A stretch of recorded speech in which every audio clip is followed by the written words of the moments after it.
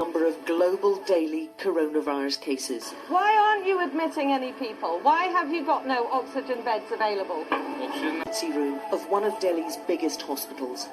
They're constantly having to move out the dead to make way for more, and most of those in this room are dying. The doctors are simply overwhelmed, scrambling for oxygen and reduced to begging for help on social media. The weak and ill have spilled out onto the pavement outside, and there's no dignity in death here. The final few breaths taken by this man came after his brother had begged for oxygen for him for 6 hours. Some turned up barely able to walk, only to turn around immediately after being told they'd be better off trying elsewhere. Whilst this family brought their mother, but saw her die minutes after reaching what they hoped was help. This hospital is useless, she's shouting. But if this is happening to one of the biggest hospitals in the capital, what on earth is happening outside of the capital? Inside the crematorium, the bodies just keep on coming. Whilst we were there, bodies were being brought in every few minutes. There's no room left inside, so they've spilled out into the open ground next door. And this ancient Hindu ritual is now both a desperately lonely affair, but also crowded out alongside dozens of other hasty funerals. Those with sick relatives are doing everything they can to keep them alive. The race to find oxygen before coronavirus overwhelms them.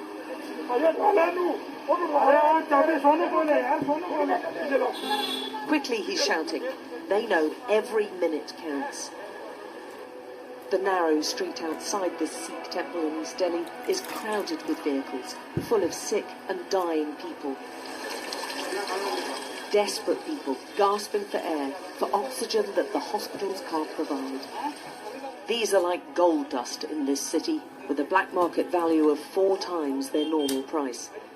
And this Sikh temple's providing it, sourcing oxygen themselves. How do you manage to get oxygen and the government doesn't? Why isn't the government doing that? I don't know what government is doing. People are dying on streets. Then we can do it. Why can't government not doing? The EU, UK and America are amongst the countries to offer help, but the people have yet to see it. And the Prime Minister calling top-level meetings to try to solve the crisis. So they're taking it where they can. So whatever that I asked, I'll pay for it. So I have no clue how much amount he's going to ask. So when my number is going to come, when my chance is going to come, whatever amount he's asked for, I'll pay. Some of these people have been lining up for hours, but they are getting access to oxygen. And they're asking if they can get hold of it. How come the government and the hospitals can't? Every section of society's been hit. Irfan is burying his brother, but with a death certificate he doesn't believe. 20 members, my family, no COVID, no positive. And as a COVID victim, that means the precious Muslim rituals are also banned. And their heartache is all the more because of what feels like gross insensitivity and a keen sense that all this could have been avoided. The country, I am feeling very bad. I have money, I have everything, but I can't save my sister. Because no bed, nothing like that. No gas, no oxygen, no bed. Where we can do, where we can go. A sports stadium opened only days ago as a COVID facility because of the shortage of beds in the city was turning away patients today. Whole India is a problem. Yeah. But you've only got 50 people in there, I understand. What is oxygen? That didn't stop Hina from begging them to admit her father. He's a rickshaw driver and suffering. He's also the only earner in his family, and they've spent 3 months' wages buying an oxygen tank from an illegal market so he can breathe.